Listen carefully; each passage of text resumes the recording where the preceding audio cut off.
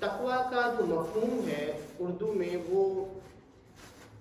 عمومی طور پر اخلاص کے ساتھ بیان کیا جاتا ہے یا پرہیزگاری کے ساتھ بیان کیا جاتا ہے یا اللہ سے ڈرنا، اس کا معنی بیان کیا جاتا ہے. لیکن تقوی کا جو اصل مفہوم ہے وہ اتنا وسیع ہے کہ اس کو ایک لفظ میں آپ بیان نہیں کر سکتے. لیکن ایک چیز اگر ہم غور کریں قرآن پاک میں تو آپ دیکھیں گے کہ اللہ پاک نے جا بجا جہاں پر اپنی عبادات کا ذکر کیا،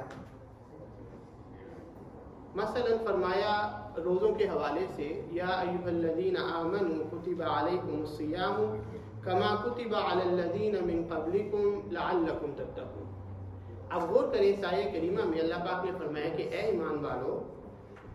تمہارے اوپر بھی روزے اسی طرح فرض کیے گئے ہیں جس طرح تم سے پہلے لوگوں پر فرض کیے گئے تھے. کیوں کیے گئے ہیں؟ لعلکم تتقون، تاکہ تم تقوی اختیار کرو. اگر ہم اللہ پاک نے جس جگہ پر تمام لوگوں کو عبادت کا کہا وہاں فرمایا یا ایھا الناس اعبدوا ربکم الذی خلقکم والذین من قبلکم لعلکم تتقون، کہ اے لوگو تم اپنے اس رب کی عبادت کرو جس نے تمہیں پیدا کیا اور تم سے جو پہلے ہو گزرے ان کو بھی پیدا کیا. تو یہ عبادت کرنے کا کیا فائدہ ہوگا تمہیں؟ فرمایا لعلکم تتقون، تاکہ تم پرہیزگار بن جاؤ، تاکہ تم صاحب تقوی بن جاؤ، تمہیں تقوی حاصل ہو جائے. اس طرح ہم مختلف مواقع پر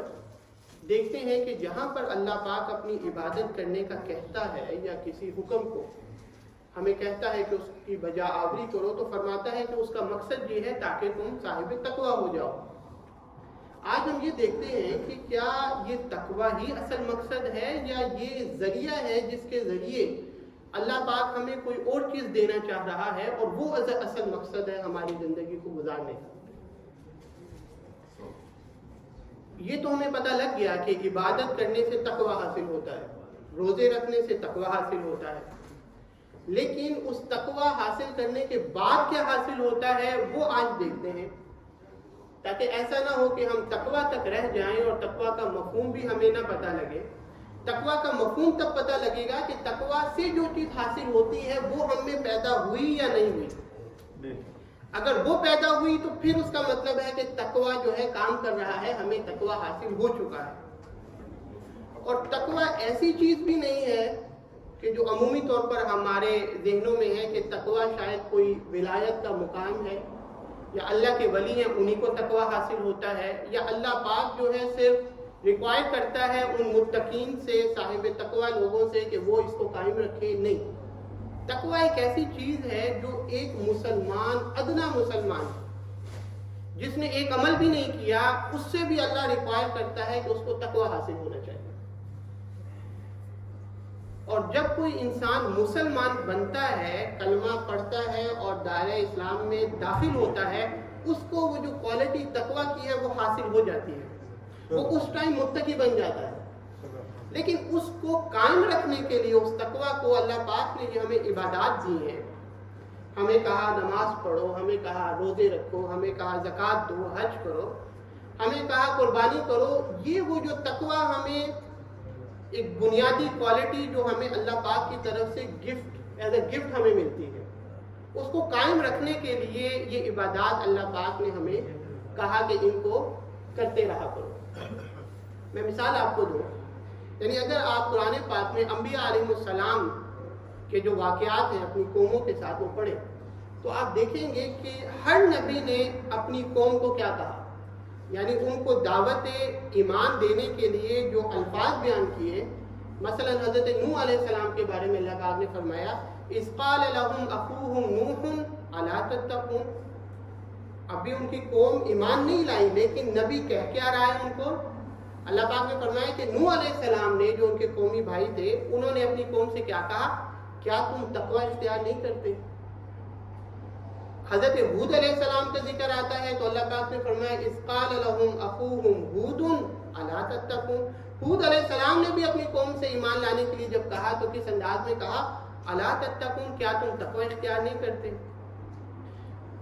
آگے فرمایا اذ قال لهم اخوهم لوط الا تتقون. لوط علیہ السلام نے بھی یہی جملہ بولا. پھر شعیب علیہ السلام کا جہاں پہ ذکر آتا ہے فرمایا اذ قال لهم شعیب الا تتقون، تو شعیب علیہ السلام نے بھی یہی کہا کیا تم تقوی اختیار نہیں کرتے؟ اور حتیٰ کہ حضرت الیاس علیہ السلام کا جہاں ذکر ہوا فرمایا اذ قال لقومه الا تتقون، کیا تم تقوی اختیار نہیں کرتے؟ اس کا مطلب یہ ہے کہ تقوی کوئی ایسی چیز ہے جو ابھی ایمان نہیں لے کر آیا اس سے بھی ریکوائر ہے کہ وہ اختیار کرے، وہ جب ایمان لے کر آئے گا تو وہ کوالٹی جو تقوی کی ہے وہ اس کو حاصل ہو جائے گی،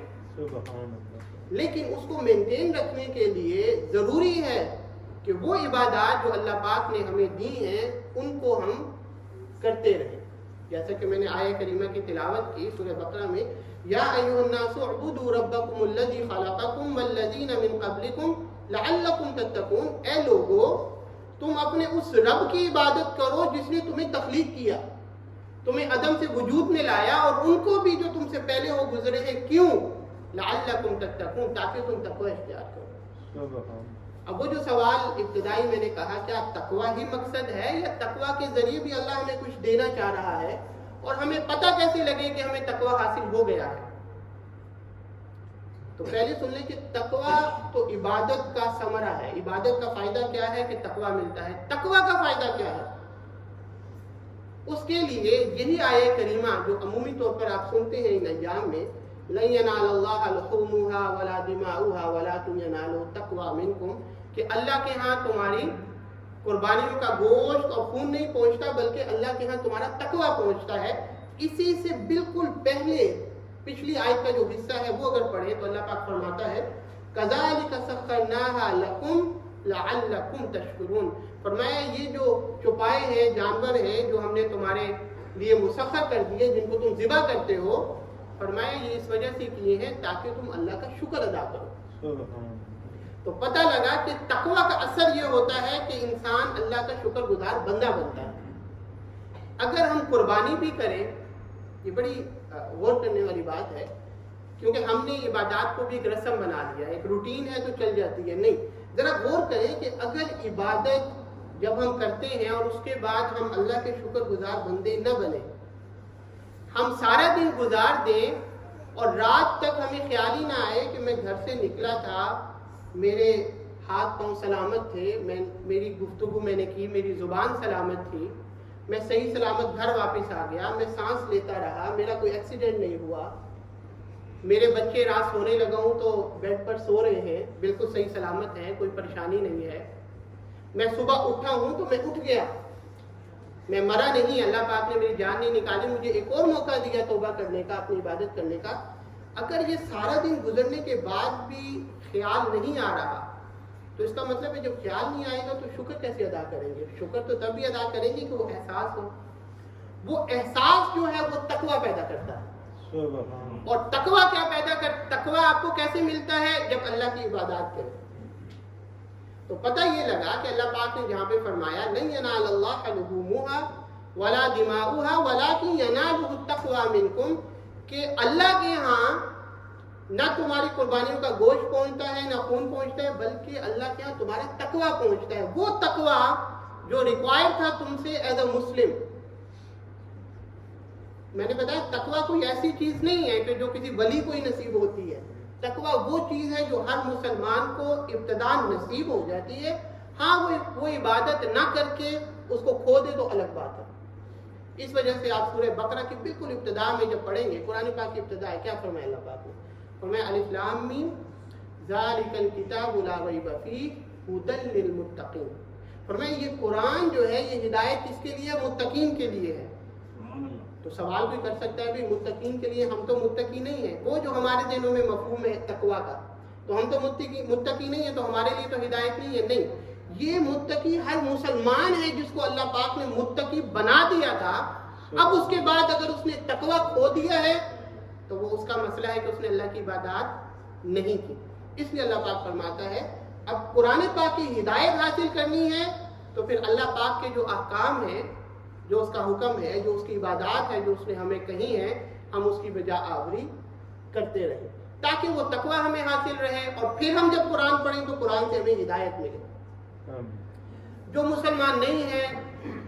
اس کو تقوی حاصل نہیں ہے، اس کو بھی ایک جہت کی ہدایت قرآن سے ملتی ہے، جس کے بارے میں قرآن نے فرمایا ہدی للناس، اسی سورہ بقرہ میں، کہ یہ قرآن تمام لوگوں کے لیے بھی ہدایت ہے، لیکن وہ ہدایت جو خاص ہدایت ہے وہ صاحب تقوی کو ملتی ہے، اور صاحب تقوی ہر مسلمان شخص ہے۔ اگر وہ اللہ کی عبادات کرتا رہے تو وہ تقوی قائم رہتا ہے اور اس کو پھر اصل چیز سمجھ میں آتی ہے۔ تو خلاصہ یہ پتہ لگا کہ اگر قربانی کرنے کے بعد، اللہ کی عبادات کرنے کے بعد، روزے رکھنے کے بعد، زکوٰۃ دینے کے بعد اگر سارا دن گزر جائے، مہینہ گزر جائے اور اس طرف توجہ نہ جائے کہ اللہ پاک نے کیا کیا نعمتیں مجھے عطا کر رکھی ہیں، وَإِن تَعُدُّوا نِعْمَتَ اللَّهِ لَا تُحْصُوهَا، اللہ نے فرمایا تم اگر اللہ کی نعمتوں کو شمار کرنا چاہو تو شمار نہیں کر سکو گے۔ اللہ پاک نے ہاتھ دیے، پاؤں دیے، اپنی مرضی سے اختیار ہے۔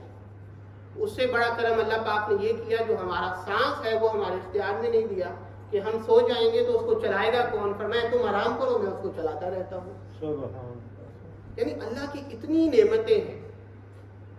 تو یہ احساس کوشش کریں پیدا کریں۔ اگر یہ احساس پیدا نہیں ہے اور دن میں یہ خیال ہی نہیں گزرتا، اس کا مطلب یہ ہے کہ وہ قربانی کرنا جو ہے اس سے جو فائدہ حاصل ہونا تھا وہ فائدہ نہیں حاصل ہو رہا۔ تو ہر لمحے غور کریں، فکر کریں، رات سونے سے پہلے ایک بار سوچیں کہ اللہ پاک نے کیا کیا نعمتیں دی ہیں، مجھے کتنی زندگی دے دی ہے۔ ساتھ قبر میں لے کے تو کچھ جانا نہیں ہے۔ آقا علیہ الصلوۃ والسلام نے فرمایا کہ جو شخص صبح اٹھے اور اس کے پاس رات سونے تک کھانے پینے کا اور دن گزارنے کا سامان ہو تو وہ یہی سمجھے کہ اللہ نے ساری کائنات اس کے قدموں میں ڈال دی۔ قبر میں تو لے کے جانا کچھ نہیں ہے۔ تو جو حال ہے ہم مستقبل سوچ کے اپنا حال بھی پریشان کرتے ہیں۔ الحمدللہ اس وجہ سے حضرت آدم علیہ السلام نے جو پہلا جملہ بولا جب اللہ پاک نے وَنَفَخْتُ فِيهِ مِن رُوحِي، جب آدم علیہ السلام میں روح پھونکی نا تو آدم علیہ السلام کو چھینک آئی، تو پہلا جو جملہ انہوں نے بولا فرمایا الحمدللہ۔ آپ سورہ فاتحہ اس پہ غور کریں کہ قرآن پاک کی ابتدا سورہ فاتحہ سے اور سورہ فاتحہ کی ابتدا الحمدللہ سے، کیوں؟ اس وجہ سے کہ انسان سوچے کہ اللہ پاک مجھے کیوں کہہ رہا ہے، کہ بولا تیرا شکر ہے تو شکر ادا کر، کیوں؟ کبھی غور تو کر اپنی زندگی میں، اپنے ارد گرد۔ اللہ نے تجھے دنیا میں بھیجنے سے پہلے ایک دنیا بھی ایسی نہیں بھیج دیا تجھے جا دنیا میں چلا جا، اتنی خوبصورت سینریاں بنائی ہیں دنیا میں تیرے رہنے کے لیے، پہلے ہوا کا بندوبست کیا، زمین بنائی، آسمان بنایا، کیونکہ تو نے اس جگہ پہ ٹھہرنا ہے۔ تو سمجھتا ہے کہ اللہ نے تیرے لیے کچھ کیا ہی نہیں، تو اگر نعمتیں شمار کرنے لگے اللہ پاک نے فرمایا تو شمار نہیں کر سکتا۔ اور یہ جو قربانیاں ہیں اس کی ابتدا کب ہوئی؟ اس کی ابتدا ہوئی، قرآن پاک کا مطالعہ کریں تو قربانی کا ذکر آتا ہے آدم علیہ السلام کے جو دو بیٹے تھے حابیل اور قابیل، جب ان کی لڑائی ہوئی تو اس دوران جو ہے جو قابیل تھا اس نے حضرت حابیل جو تھے ان کو قتل کر دیا۔ وہ معاملہ اس طرح تھا کہ ابتدا میں، کیونکہ ظاہر بات ہے کہ آگے سے لوگوں نے بسنا تھا، تو طریقہ یہ تھا کہ حضرت آدم علیہ السلام کی جب اولاد ہوتی تھی تو جڑواں ہوتی تھی، حضرت حوا علیہ السلام، حضرت آدم علیہ السلام کی، تو جو جڑواں ہوتے تھے ایک لڑکا ایک لڑکی، وہ بہن بھائی ہوتے تھے، اور پھر جو اولاد ہوتی تھی جڑواں وہ بہن بھائی ہوتے تھے، لیکن یہ آپس میں بہن بھائی نہیں تھے جو اس وقت کی شریعت تھی۔ تو جو پہلی بار ولادت ہوئی اس میں جو لڑکا تھا اس کی شادی دوسری بار ولادت ہونے والی لڑکی سے ہوتی تھی اور ادھر کے لڑکے کی اس لڑکی سے ہوتی تھی۔ تو جو قابیل کے ساتھ لڑکی پیدا ہوئی جو اس شریعت میں اس کی بہن تھی وہ زیادہ خوبصورت تھی اور اس نے یہ کہا کہ میں نے اسی سے شادی کر دی۔ حابیل جو تھے انہوں نے اس کو سمجھایا کہ بھئی یہ طریقہ نہ شریعت کا ہے اور یہ تو شیطان کا راستہ ہے، لیکن وہ نہ مانا، تو اس پر کنکلوڈ اس بات پر ہوا کہ اللہ کے حضور قربانی کرتے ہیں تو جس کی قربانی قبول ہو گئی، اور یہ طریقہ ہوتا تھا قربانی قبول ہونے کا کہ قربانی آپ ذبح کر کے یا جو بھی قربان کرنے وہ رکھتے تھے، ایک آگ آتی تھی آسمان سے اور وہ اس کو اچک لیتی تھی، جلا دیتی تھی، تو جس کی جل جائے اس کا مطلب تھا کہ یہ صحیح ہے، یہ رائٹ ہے بندہ اور اس کی قربانی قبول ہے۔